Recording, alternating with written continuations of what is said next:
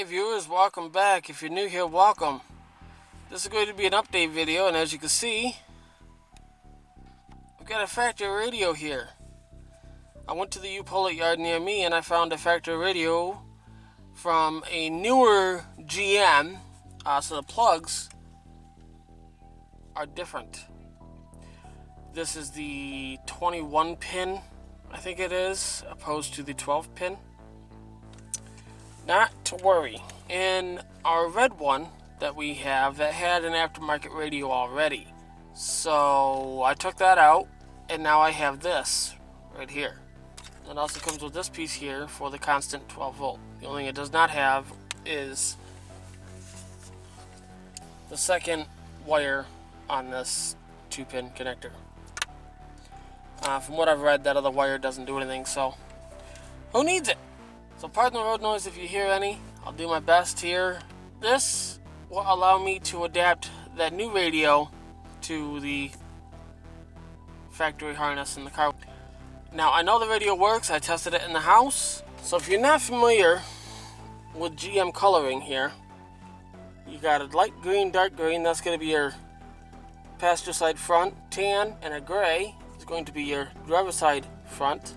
And then for your rear, this is your left, this is your right. Light blue, dark blue, yellow and brown. In the back, the dark is positive, light is negative, and it's the opposite in the front. In the front, the dark is negative, light is positive. So what I have to do is take these, and I'm going to do a temporary splicing together of this, just to make sure they don't touch, so I can plug it in and test it in the vehicle. You should technically have the battery disconnected for this, but I'm not going to, so take this as a entertainment, not educational. And if you do end up taking this as a tutorial, do at your own risk. I'm not responsible if you short something out in your vehicle or destroy your radio. Just putting it out there. So on this, you got a blue wire, which is going to be for like an amplifier or an antenna. Well, this car doesn't have it, so I don't need that one. The other thing I am going to need is the orange wire here, and that should allow it to dim everything here. So I'm going to get this wired up, and I'll be right back. Well, I figured I'd bring you guys along here. So for your power, you're going to have black for ground, gray for dimmer, yellow is going to be your ignition wire, and the orange is going to be your constant 12 volt, or your battery or memory. So the orange is going to go to the yellow wire of this connector here. The yellow on this harness is going to go to the red. I'm not going to have the antenna hooked up because I don't have the right size. This takes the GM Mini, and the car has the standard antenna. So I have a cassette here. And the greens are going to go to the grays. The tan and gray is going to go to the whites. Now, like I said, this is just going to be temporary to test it. Just to kind of test all the speakers out some more and make sure they're all going to function. So there's the front, there's that. We'll plug this in and see if we get any fireworks, folks. No fireworks yet, let's see. Okay, let me turn this to FM.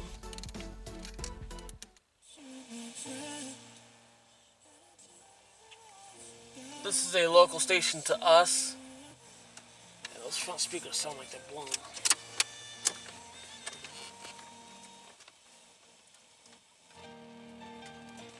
Just touch that for now. Regular services at the same time. Other large gatherings are allowed, including those involving education, sports. Well, as you can hear, the front speakers are toast. No big surprise. Yeah, they're trashed. Let me tinker around a little bit more, get the backs hooked up, and I'll be right back. As you can see, hasn't been very long. The speakers in the seats work. The one on the back driver's side, well, driver's side left, that sounds like it's got a little bit of a crackle to it. At certain points. I mean, those are working, but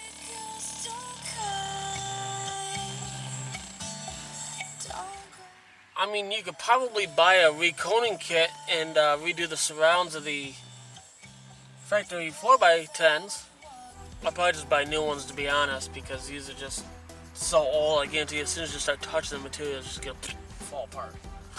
So I'll show you the cassette player part works.